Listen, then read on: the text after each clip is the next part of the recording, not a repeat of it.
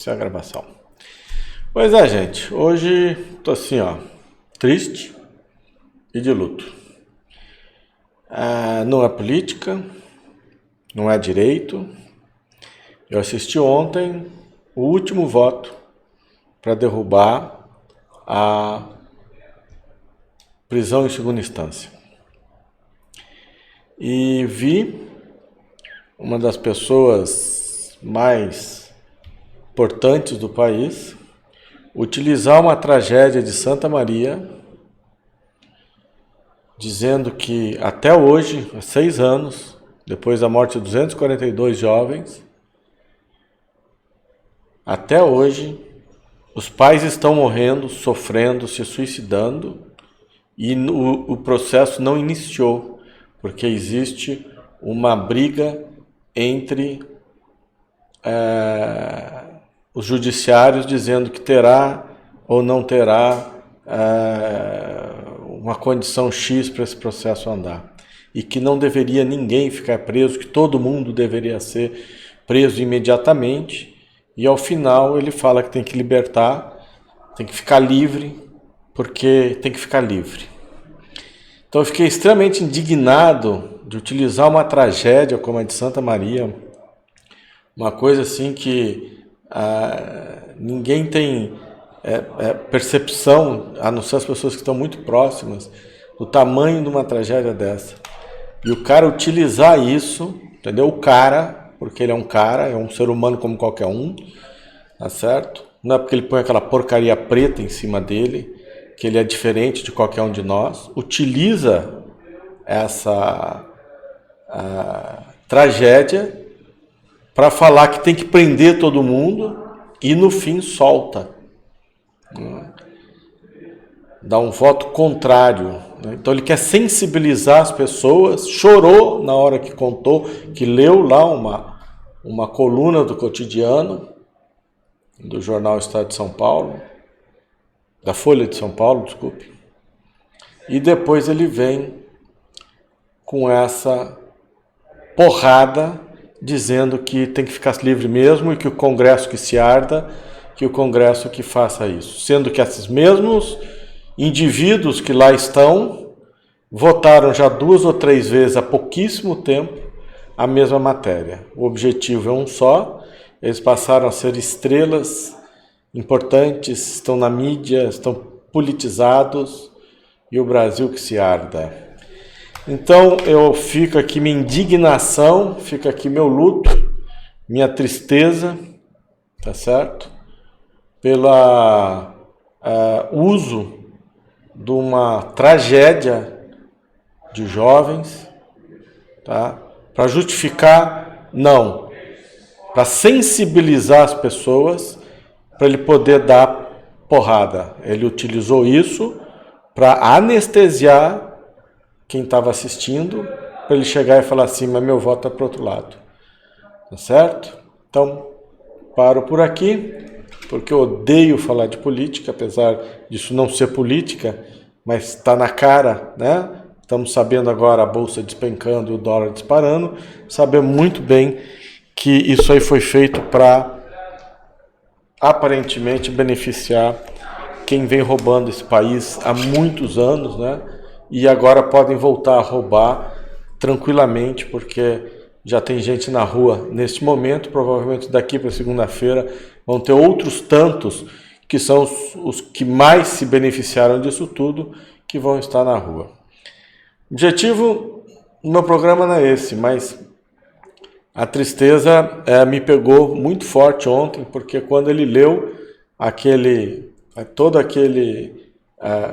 aquela história daquelas pessoas de Santa Maria, estou emocionado de novo agora, como pai, né? Eu fico imaginando, meus filhos estão na casa dos 20 anos, aí, dos 25 aos 30 anos, tenho 2 filhos, então eu fiquei muito emocionado, cheguei a passar mal até, e aí para depois o cara chegar e falar assim, não, mas deixa solto, isso aí não depende da gente aqui não, isso aí depende do Congresso, depende do Zé, do Pedro, do Mané. Porra, tava na mão do cara, né?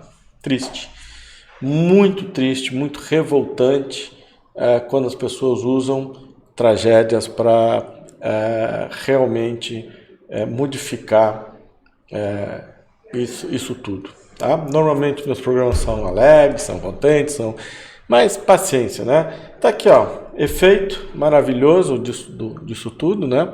Parece que a gente estava indo num caminho tão bom e agora as coisas voltaram. Vamos ver as declarações do final de semana. Segunda-feira isso aqui pode abrir com um gap maior ainda de queda, né? E o dólar, né? Vamos ver como é que está o dólar, né? O dólar aí, morro acima, já vinha firme, né? Desde a abertura e continuou mais forte ainda. Vamos para o fechamento da semana, então. Milho, hoje uma decepção total, né? Decepção que a gente teve com o USDA. Todo mundo aí, não vou entrar, não vou fazer, não vou acontecer. Pimba, né? Pimba. Não veio nada, não mudou nada, não aconteceu absolutamente nada. Ah, que coisa impressionante. Veio mais ou menos em linha, a soja que eu esperava que viesse um pouquinho abaixo do que deveria, não veio. Vamos ver aqui se a gente colocar aqui para vocês. Tá? Vamos dar uma olhada nisso aqui, só para não ficar pulando na cara de vocês isso aqui. Tá? Então, tá aqui. Tá? Vamos lá, né? Esses foram os números de hoje. O que a gente consegue entender do milho? Vamos aqui, Brasil. Tá? Estoques eram de 7 milhões, existem divergências, né? Novembro veio para 5, a estimativa. Esse, para mim, eu acho que é o número mais importante que a gente pode interpretar hoje em relação ao milho, porque esse estoque baixo, né, essa projeção de baixo estoque, pressiona a produção, né, porque eles estão falando aqui numa produção de 101 milhões de toneladas, ou seja, eles estão repetindo a produção deste ano de 2019. Eu acho assim, um motivo, eu acho muito forte, né, acho muito forte mesmo, a gente pensar que isso possa se repetir. Espero que sim, espero até que a gente supere esses números, mas o início deste plantio agora já não dá a mesma janela que a gente teve o ano passado com o plantio da safrinha, onde tivemos um clima fantástico. Então a gente tem que repetir o clima, e a gente sabe que clima não repete, pode ser melhor, igual ou pior, né? Mas a possibilidade dele ser igual é baixa, né? Ele pode ser até melhor, mas o que a gente enxerga aqui é uma condição de produção, de pressão em cima da produção. Então, a gente obrigatoriamente tem que repetir esses 101 milhões de toneladas para não ver o estoque virar pó, tá certo? Se você quebrar em 5 milhões de toneladas aqui, que não é algo tão expressivo, né? Em cima dos 101 milhões, né? Você fica sem estoque. O Brasil fica sem estoque. Existe uma divergência desses 5 milhões para a Conab e para o IBGE. Né? O IBGE teria um número intermediário em relação à Conab. A Conab fala num número maior, né? Sempre falaram, né? Aqui era 7, o IBGE falava em 10 e a Conab falava em 12. Se a gente mantiver essas proporções, né? A gente vai ver 5 no USDA, 7 no IBGE, 10 na Conab. Então, não dá para saber, mas mesmo assim já pressionou a produção do ano que vem. Complicado, né? Então qualquer deslize na produção entre a safra de verão e a segunda safra, tá? A gente pode ter aí uma pressão em cima dos preços do milho. Outro fator em cima dos preços do milho é o preço do boi, que está bastante forte, vem se mantendo bastante forte. A tendência é que se mantenha forte, depois vou comentar o que pode quebrar essa alta do boi, tá? E com isso ele vai puxar o preço do milho. Por quê? Porque o porco também consome muito milho, né? E ele vai também se manter esse nível de exportação muito grande, muito alto, consumo alto. Então isso também vai sustentar o milho. Apesar do USDA ter diminuído o consumo de 67 para 66 milhões de toneladas. Ele derrubou 1 milhão aqui, mas ele aumentou para 2 milhões de exportação, de 34 para 36 milhões. Acho que este número vai furar. Acho que esse número possivelmente vai ser superior, principalmente agora com esse dólar aí, provavelmente estiver rompendo aí os 4,20 dentro dessa situação. Vamos ver as declarações e posições do final de semana. segunda-feira vai ser um dia extremamente nervoso. Acredito que segunda-feira será um dia nervoso, tá certo? Bom, vamos esperar acontecer, mas se o dólar subir, essas exportações vão continuar, vai facilitar as exportações de carne, vai facilitar a de proteína, né? Vai facilitar. Soja, a gente tem que pensar num segundo enquete na soja. A soja ela tem uma diminuição de consumo, tá certo? Por que ela tem uma diminuição de consumo? Porque toda a Ásia está sofrendo com essa peste africana.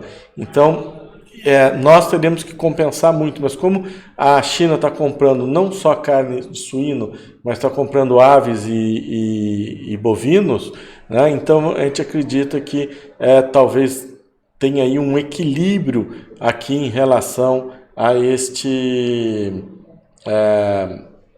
esta produção, a este consumo de soja, né? Principalmente do farelo. Então, ele mantém aqui nos Estados Unidos, né? Ele mantém 24 milhões, produção de 96, importação, tal consumo 60, em vez de 61, 60, cai também, né? As exportações ficam inalteradas em 48 milhões, vamos ver se eles vão conseguir, tá? E aí os estoques se mantêm estáveis lá, né? Então, fica bem interessante. Então, por isso eu acho mais difícil, mais complicado, né, a gente pensar nisso. Então, vamos a um segundo fator agora, tá? Esse aqui, tá? Vamos lá, isso aqui está linkado automático, a gente pode ver. Esse aqui é o preço da soja, que eu vi agora, a hora que eu iniciei. Aqui não deve ter mudado, porque o mercado lá já fechou, né? Então, 930 para a soja, 378 para o milho, chegou a bater 383. Ele teve uma variação, pelo menos sustentou o preço, vamos dizer assim. Ele vinha caindo alguns dias e agora sustentou o preço, né? Então, dentro de uma taxa de conversão que a gente usa, quem fez o curso recebeu essa taxa, a gente já sabe que é 20 dólares e 50 e dá R$ 85 a este preço, né? O Márcio perguntou lá no nosso grupo de Telegram se 80, né, para a safra era um bom pagamento. Ele tinha fechado alguns contratos, se ele fecharia mais ou não fecharia mais ou não. Isso é uma decisão que quem toma é ele, mas o que eu vou dar uma seguinte ideia. O que pode acontecer, tá certo, é a gente ter uma modificação, uma valorização do real, caso a China e os Estados Unidos façam um acordo, porque vai valorizar todas as moedas e a nossa vai junto. Não sei o quanto ela possa vir a desvalorizar agora com o que aconteceu, se realmente isso vai impactar muito na economia ou não, se nós vamos estar blindados a esses movimentos daqui para frente, vamos prestar atenção, né? Eu fiquei extremamente desanimado, não ver as coisas acontecerem, né? Mas está bem. O que pode acontecer? A gente tem que imaginar que ele estava recebendo, né, a oferta dele, R$80 lá na safra, com o dólar atual dá 19,19. Não é ruim, principalmente porque é um preço no interior do estado do Paraná, então é bem interessante, tá? Agora a gente tem que imaginar o seguinte, se esse mesmo 80, né, vai estar valendo 21 dólares, e talvez a soja não tenha esses 21 dólares, né? E a gente vai ver então esses valores caírem. Então, para a gente ter a mesma conta, né, para a gente fazer a mesma conta, nós teremos que ter isso aqui invertido, né? Então seria, em vez de ser lá, a gente vai ter que pegar, vamos fazer assim, ó, vamos tirar isso aqui, ó, vamos por 21,05 aqui, tá? E vamos colocar mais esse vezes esse aqui, né? Então, olha lá, começa a cair. Só que o preço de hoje é esse aqui, ó. Tá certo? Então, ó, você já cai para 72. São R$8 a menos, é significativo. O que a gente precisa imaginar, né? Talvez volte a 3,70, cai para 70, né? Mas será que vai ficar 19,19? E o prêmio no Porto, como é que vai estar? Porque aqui a gente não vê prêmio, a gente não calcula prêmio, o prêmio não entra na bolsa. Ao mesmo tempo que a gente pode ter uma valorização do real, tá? A gente pode também ter uma valorização do do preço da soja em dólar. Porque do momento que existe um acordo assinado entre a China e os Estados Unidos, ela vai comprar soja americana e vai puxar o preço em Chicago. Então, ao mesmo tempo que a gente vê o nosso real se valorizando e o preço caindo, né, da soja em reais, a gente vê também uma valorização, uma compensação.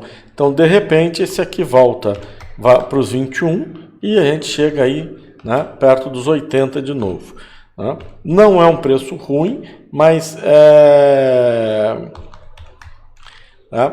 o que a gente pode enxergar é que os estoques brasileiros poderão estar bastante baixos no final do ano, bastante baixos, isso podendo criar novas oportunidades de negócio.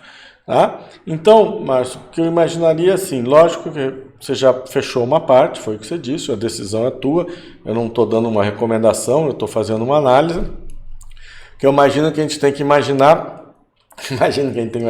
que a gente tem que pensar, tá certo? É o quê? É que ao mesmo tempo em que um acordo da China e dos Estados Unidos possa vir a elevar o preço da soja em Chicago, o real pode cair e a gente cria equilíbrio. Mas, por outro lado, em 30 anos, eu nunca vi essas empresas levarem prejuízo nessas travas de preço. Normalmente, elas empatam ou ganham, né? Então, talvez a gente possa ter alguns outros fatores para frente que possa transformar esses 80 numa coisa melhor, tá? Mas preço a gente tem que fazer, no caso do produtor, realmente tem que ir fazendo vendas escalonadas para tentar ir pegando todos os movimentos e fazer um preço médio. Na bolsa a gente não gosta de fazer preço médio, né? Te dá até outro nome para isso, mas no caso do produtor você tem que ir aproveitando as oportunidades, um dólar caro, né?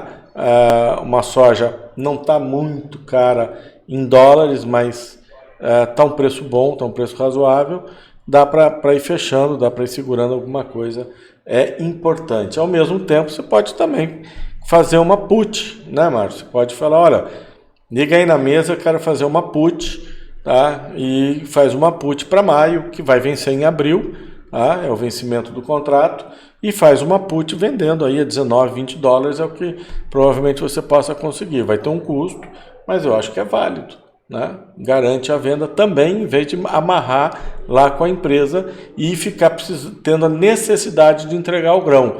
Se você fizer uma put aqui na bolsa, você não tem a necessidade de entregar o grão, tá certo? E isso aí muda consideravelmente a sua preocupação em relação a ter que honrar esses contratos, né? E pode ainda vir a ganhar algum dinheiro com mais facilidade ou melhorar até seu ganho, tá ok? Essa é isso que eu aconselho, travar com puts ou call a sua posição. Milho, né? 8,93 dólares lá nos Estados Unidos, na bolsa também não estamos falando em prêmio, né? Por isso que tem algumas diferenças, o milho lá está mais barato que aqui, né? Não, na Argentina está mais barato que aqui, mas aqui tem prêmios, tem outras condições que elevam o milho. O milho também, né, pode vir a sofrer com essas variações de preço que a gente enxerga por aí, né? No momento, o nosso milho está, o F está na casa de 45, tá? Então nós estamos falando, e vamos por aqui, ó, 45, que aqui vai fazer a conta, deixa eu zerar isso aqui, tá? 45, então 10 dólares e 79, o X está 43, 10 dólares e 31, né? E o H está 44 com 90, está 10 dólares e 77. Vamos voltar aqui o 45,03, que está ganhando bastante liquidez, é o movimento do momento, tá? Então 10 dólares e 80, e vamos ver como eles vão se comportar, vamos prestar atenção. Está aqui, ó, Quem fez o curso tem uma tabelinha similar a essa aqui, tá? Bom, claridade aqui, tristeza é tanto que até o... Opa! Vamos estabilizar aqui, eu que estou sumindo agora. Estabilizar meu urso triste e o meu luto aí, né? Urso triste e o luto, pronto. Ah, meio feia a coisa aqui. Bom, então vamos fechando a semana então. Estamos falando do milho, né? Então vamos esperar as condições climáticas, tanto para o milho quanto para a soja, vão ser fundamentais para que a gente enxergue isso acontecer, né? Para ver como é que isso vai rodar, a gente ter uma noção, porque ficou, pelo uso daí, os estoques ficaram bastante apertados para o milho, vai ter que ter realmente uma condição climática muito boa, né, para a gente ter uma produção boa no verão, para dar fôlego para chegar na safrinha, com uma boa safrinha, para que a gente possa então atravessar para o ano que vem. Boi, qual é o risco do boi? Tá certo? O risco do boi é que nós estamos exportando 50% da nossa produção para a China, né? Uma parte disso é Hong Kong e outra parte é a China. Para quem não sabe, Hong Kong é quem comprava carne do Brasil há muitos anos. A China não comprava carne do Brasil, passou a comprar carne do Brasil, tá? E aí então a gente soma China e Hong Kong, porque no fim acaba sendo mais ou menos a mesma coisa. O que pode acontecer é a China chegar e falar assim, olha, não vou parar de comprar, vou comprar só dos americanos. E aí o preço volta a cair com força. Mas eu acho que o chinês não é louco, nem de abandonar o Brasil de comprar carne, muito menos de comprar só dos americanos, mesmo fazendo um acordo lá, e ela vai precisar de carne por um bom tempo. Eu vi ontem uma filmagem da Indonésia, o pessoal jogando 4 mil porcos no rio. Né? Ninguém sabe quem jogou, mas são porcos que estão com febre, com a febre africana, né? Estão aí com a doença e com a peste suína, e com isso eles desovaram esses animais todos, não foi só um criador, foram vários, desovaram isso tudo no rio. Quer dizer, é um fator de disseminação da doença ainda maior ainda, e então pelo jeito isso vai longe. Falam em 3 anos pelo menos para a retomada disso tudo. Então eu não acredito que por segurança alimentar, inflação e segurança interna, eu acredito que a China não vai abandonar o Brasil da noite para o dia e falar, olha agora nós vamos comprar só dos americanos. Duvido muito, porque o americano também já disse que não vai tirar nenhuma dessas, como é que chama, barreiras, né, tarifas das importações dele. Então, muito complicado mesmo. Então, enquanto não tiver nenhum arrefecimento de compras da Ásia no Brasil, da China e de Hong Kong, de carne bovina no Brasil, os preços se manterão firmes, possivelmente poderão superar os 200 ou andarão em torno dos 200 por um bom tempo, a arroba, né, R$200 a arroba.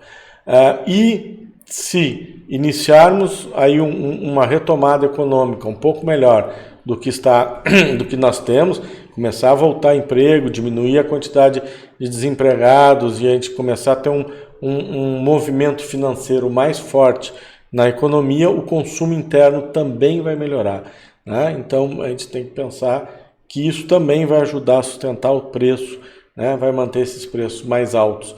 Não que eles disparem muito, né? Porque já dispararam muito rápido e agora provavelmente vão se manter por aí. Vamos ver, vamos observar. 200 é uma barreira bastante importante no boi e acredito que todos os vencimentos vão começar a rodar em torno dos 200 conforme as notícias de consumo e etc. começam a aparecer, tá certo? Café, também estamos de olho no clima, né? Ele deu uma voltada hoje, mas alcançou o objetivo do 100% aqui. Quem sabe na segunda-feira a gente acha uma oportunidade, quem sabe enxerga melhor. No ao vivo ali a gente pode conversar, né? Soja provavelmente não teve nenhum grande movimento aqui, né? No fechamento ela caiu mas continua acima dos 20 dólares, sem grande... Opa, eu não mostrei para vocês o gráfico aqui. Tá? Então, esse aqui é o da soja, né? Estava comentando o do café aqui, tá? Esse aqui, talvez ele dê uma oportunidade, que eu deixei vocês sem gráfico, tá? E do boi, vamos esperar aqui, ó, né? Até montou aqui um inside bar no diário ele não pega after, né? Vai ficar bonito aí, vamos prestar atenção. 200 é os números que ele ainda temos chance aí de conseguir uma boa andada no 200 aí, né? O objetivo no meião 202 é plausível, né? Mas num vencimento mais para 2020, eu acho bem plausível, né? O V já superou aí o 200 de novo, tá vendo? Ó, vai ficar namorando o número 200, principalmente o V, tá certo? Então falamos aí do nossa semana, né?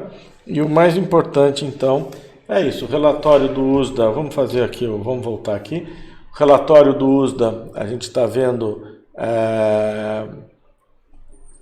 não trouxe novidade nenhuma assim, impactante, não aconteceu grandes movimentos nem lá fora nem aqui dentro, todo mundo ficou, mas os preços firmes, pelo menos se mantiveram firmes, e a gente precisa prestar atenção no que vai acontecer nesse final de semana, se vão ter declarações que façam esse dólar a semana que vem ficar acima de 4,20. Vamos ver se vamos ter esse impacto mesmo. Boi, exportando aí metade do que a gente exporta vai para a China, Hong Kong, China, os dois são China. Então, se algum movimento da China arrefecer de comprar carne nossa, os preços podem cair, né? E o que mais que nós podemos ter? Soja, vamos esperar também. A soja é menos sensível, né? Estoques, consumo menor de ração na Ásia, está trazendo aí um estoque maior da soja, a soja menos sensível a movimentos altistas mais fortes. Mas esses dois sim, e o café estamos de olho aí o que? Na florada. Semana que vem vai ser uma semana bastante interessante, em todos os sentidos de preço, conforme as coisas forem andando nos Estados Unidos. Segunda-feira deve ter o relatório, né, do USDA no semanal, né, das condições de lavoura, e vamos ver como é que vai ser o desfecho dessas colheitas americanas. Já estão se caminhando para o fim, aí tem mais alguns dias aí, nós estamos em novembro, né, não vai muito longe essa colheita deles, porque se eles não conseguirem colher também a neve vai tapar tudo.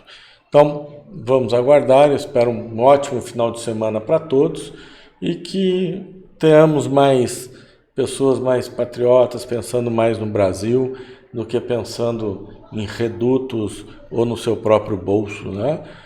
Isso é muito triste, eu fiquei muito abalado com isso que aconteceu, principalmente com essa relação infeliz que o animal fez, né? E depois com aquele voto imbecil, né, contra tudo e contra todos, né, jogando a responsabilidade em cima dos outros, não tirou das costas dele, e ainda dizendo que se faça uma lei nova vai pegar daqui para frente e não para trás. Então, mais uma vez, a gente viu, de uma maneira muito triste, muito infeliz, que roubar no Brasil vale a pena, que você sai impune, né? Porque se você rouba bastante, né? Vai roubar porcaria também não, né? Mete a mão, né? Porque tem que pagar advogado. Então pega muito, porque os advogados são muito caros, né?